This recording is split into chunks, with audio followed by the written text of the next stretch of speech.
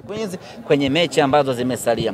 Na uzuri ni kwamba wapinzani ama mpinzani ambaye tunapigania naye ubingwa kwa maana ya JKT Queens bado tuna mchezo naye mmoja mkononi. Kwa hiyo mimi na yeye, kwa maana mimi na JKT ama sisi na JKT ndiyo mechi itakwenda kuamua nani aondoke na ndoo msimu huu. Nyie na JKT wawili tu?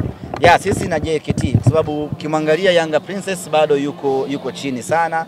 Kabla mechi ya leo tulikuwa tunampita pointi 10, ametufunga hii leo, maana yake ni kwamba tumemzidi pointi 7. Pointi 7 ni gap kubwa sana kwenye ligi kama hii yenye ushindani. Kwa hiyo JKT kabla mechi ya leo tulikuwa tunamzidi alama 2. Kwa kupoteza huku yeye akishinda mchezo wake, maana yake anakaa juu kwa alama 1. Kwa hiyo vita rasmi inakuwa ni baina ya Simba Sports Club na JKT Queens. Kwa Yanga leo hiyo wameweza kushinda, wanacheza sana hapo uwanjani. Furaha ile ni kumfunga mtani na sio labda kuelekea katika kuchukua ubingwa.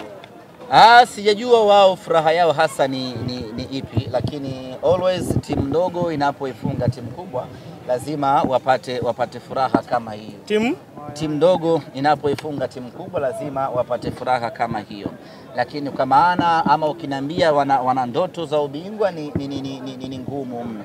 Kwa hiyo walichokifanya wao wametimiza malengo yao. Malengo yao ni kumfunga Simba. Kwa hiyo wana kila sababu ya kusherehekea, na hiyo ni hulka ya timu ndogo. Anapofanikiwa kuifunga timu kubwa lazima aselebuke. Sisi tunarejea katika uwanja wa mazoezi na kuangalia mechi ya leo. Pamoja na kwamba tulikuwa bora, lakini tumekosea wapi kiufundi na kuweza kuruhusu bao moja.